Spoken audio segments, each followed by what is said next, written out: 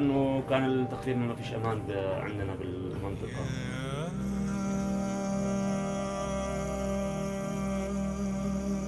قعدنا على حدود ما يمكن دغري بنفس اليوم طلعنا خلال 24 ساعة يعني. كنا بسيارة يعني استقبلنا الجيش الأردني. بس مشينا فترة يعني. من الحد السوري تقريبا حوالي كيلومتر مشينا بس. اللي هو النومان لاند. أيوة. المنطقة اللي بين الحدين.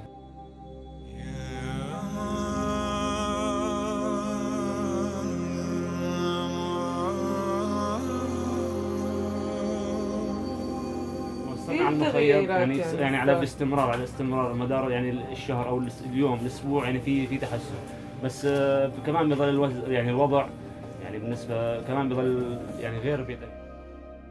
والله انا معي حد مرض قلب وضغط، تعرف النسوان الكبار الزلم الكبار هالشوب عم ياثر علينا، عم يعني بتعرف الوضع. طبعا يعني عم نقع بتشكل بحجر بشغله فطلع عليها مقعد مشون وترجع.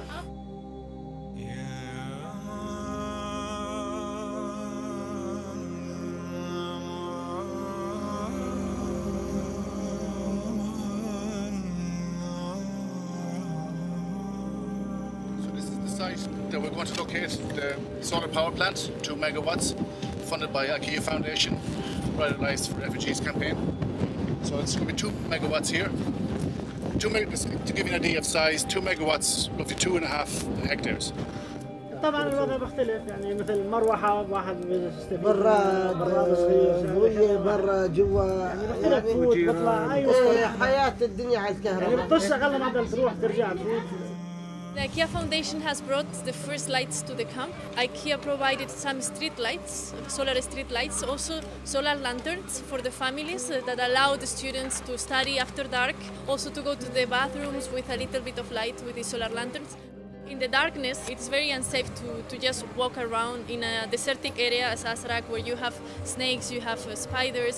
Also, females and girls, they might not trust to go alone to the bathroom, which are a few meters far from the shelters.